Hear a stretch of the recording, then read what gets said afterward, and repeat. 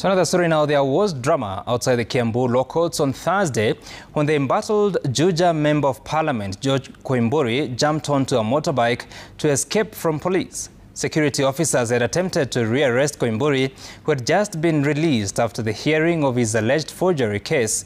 Legislators allied to former Deputy President Rigathi Gachagua have decried the move, terming it an attempt by the government to muzzle critics and silence calls for accountability. Gatete Njoroge reports. Songs of freedom rent the air after the release of Juja MP George Koimburi. In the company of his lawyers and supporters, Koimburi breathed a sigh of relief when he was released after being in custody for 2 days. But the relief was to be cut short had it not been for the intervention of his aide, who was captured alerting him of police presence. Celebration was cut short as the MP was whisked away to evade another arrest. The unfortunate incident leaving behind dejected supporters who followed him. Before the drama, Koimburi lawyers had addressed members of the press after securing bail to have him released. The legislator who was arrested on Tuesday, days after questioning government's expenditure on the AUC chairman's bid, was on Wednesday arraigned and faced 6 charges of forging academic certificates. He denied the charges and was released on 200,000 shillings cash bail. The court has been able to admit him to bail, pending a ruling, a substantive ruling on the same matter. And that's why we have him today as a free man.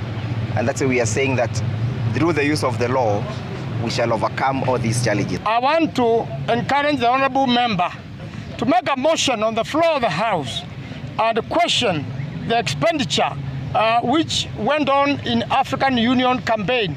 The actions outside Kiambu Law Courts has raised concerns among MPs allied to former Deputy President Rigathi Gachagua.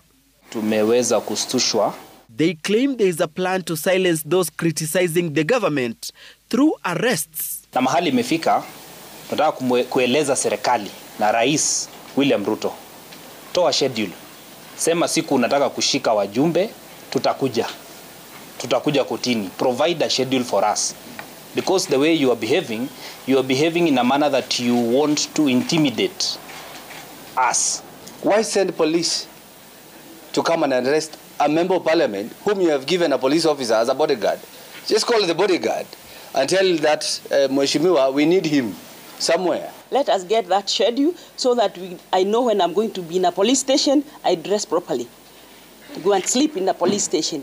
But this is not fair, Your Excellency. Gachagua allies, most of whom have been dropped from key committees in the ongoing purge in parliamentary committees, now allege that the plan is to sideline Mount Kenya region as their positions are being dished to members of the broad-based government who do not necessarily hail from the region. If indeed the problem was Rigathi Gachagua, why is he punishing a whole community? Why is he punishing a whole region?